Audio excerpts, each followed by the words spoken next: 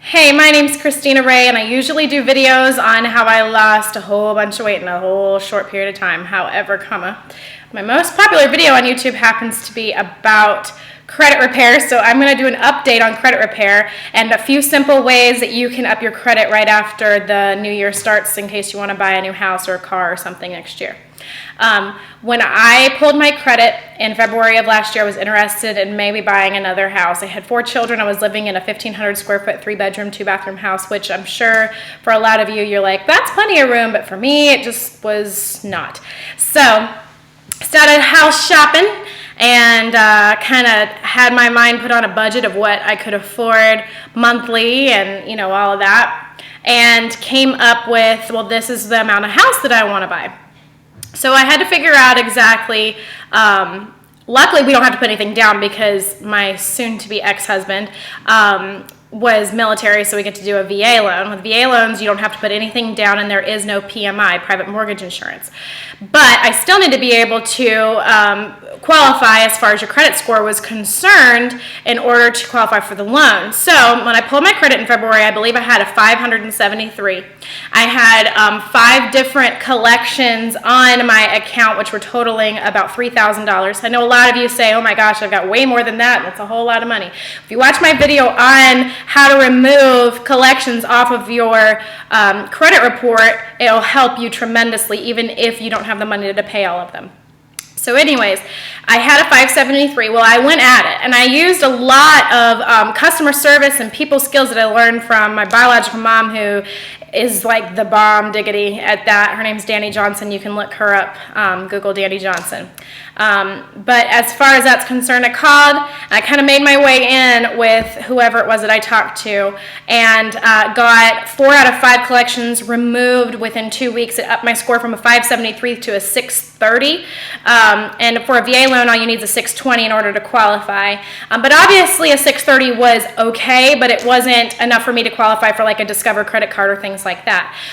So I wanted to keep going. So what I decided to do is I wanted to get that 5th collections report removed off, which I successfully did do eventually.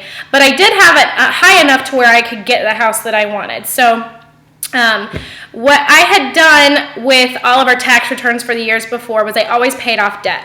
And I always thought, hey, I had this car loan, I'm going to pay it off early because number one, I didn't want the payment, and number two, I'm like, it's going to help my credit. Totally wrong. You do not want to pay off anything that quickly. Lots of people think I'm going to get the loan and I'm going to pay it off within 6 months or whatever. That actually hurts you. I also was under the impression that if you have a credit card with a, say it's a $300 or $700, $1,000 limit, that will actually hurt you to pay, say, your bill on it, pay your bills, your water bill, your power bill, whatever it is bill, on it for the month and then pay it off as soon as you get paid. That actually tells the credit companies that you are irresponsible with your money. It tells them that you ran out of money for bills, so you're using that to pay your bills and you're just living paycheck to paycheck. What they want to see is a 15% balance or less and minimum payments made. But you're saying, oh wait, hold on, there's 29 whatever percent interest. I'm not paying something like that. Well, what I did was I got a $300 credit limit card because that's all I could qualify for with such a low credit score. And after removing the collections and having this $300 card, I put $50 on the card and I was making my monthly payment of $15. Well, it was steadily helping raise my credit. So another thing that I decided to do was I was like, okay, well, now that I can qualify for this house, let's get pre-qualified. We got pre-qualified, and because I had such a low debt to income ratio, which I'll do another video on that here in a second, we were able to qualify for a very expensive house that we did not need because we made more money than we had debt. So I started, looking back at houses. We started going and showing houses. I had an awesome realtor who's a good friend of mine who found us finally after searching for months and months a house that we needed for all of our kids and everything else. And I was able to get qualified and purchase a $250,000 house just a couple of months. Actually, okay, let's see. I was qualified in March. I posted that video in February, so it was a month later. I didn't actually end escrow and close on this house until July 26th, but that was because we had a 60-day escrow. it was a lot easier than I thought that it was going to be. When I first pulled my credit up 573, I said there's no way that I'm going to be able to buy a house anytime soon. And even when I was contacting people at banks and things, they were telling me, well, you're probably looking at another year or two before you're going to be able to do that. Wrong. I don't take no for an answer, and if I want something, I get it. So it only took me about 2-3 weeks in order for me to get everything removed off of my credit score in order for me to be able to up it enough in order to qualify for a house. Most conventional mortgages require a 640 credit score. How do you check your credit score? There's a million different ways. I use Costco's Identity Guard because I'm a Costco member, very proud Costco member, always will be. And so I monitor it for $13.95 a month. I'm able to see everything as far as my credit's concerned. Anytime that there's an inquiry, there's anything put on there, I get an email and I'm able to go on there and check it. So what you want to be doing, first of all, is you want to get a low limit credit card in order to help your credit. You want to keep it a low balance, 15% or less. If you don't have anything on that card, it's not helping you at all. So don't just get a bunch of cards and let them sit there with zero balances. And definitely don't max them out every month and pay them off every month, because that hurts your credit. You want to have a 15% or less balance on your card at all times. So I got that one card that was $300. And then I got the house, right? Well, I turned around and like within a week or two of getting the house, I was qualified for my dream car, which was a 2011 Dodge Challenger RT Classic. It's beautiful, black on black with the hood scoop. Absolutely love it. So I got my car, which I think I was financed at about $25,000, and I got a 2.99% interest rate. And let me tell you, when your credit score's bad, they're going to give you a bad interest rate. You're going to pay more for the car and for things like that. So 2.99 is the best interest rate I have ever gotten on a vehicle. Any vehicle I've ever had before that, the one before that was 11% because my credit was in the 500s. I've had loans at 6.9. I think it was the best one I've ever had before that, but never a 2.99. I did get that through a local credit union. It does kick butt to work with a credit union. If you can qualify to become a part of one, do your research. Some of them are great, some of them are okay. But get the low balance on the credit cards. If you can apply for a couple of them, once your actual credit limit hits like $1,000, $1,100, it boosts your credit even more after that.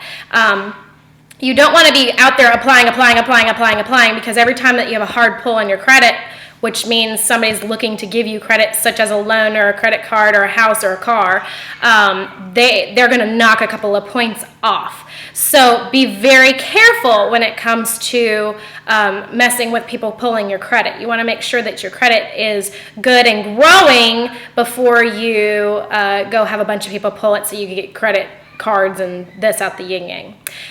So low balance on credit cards.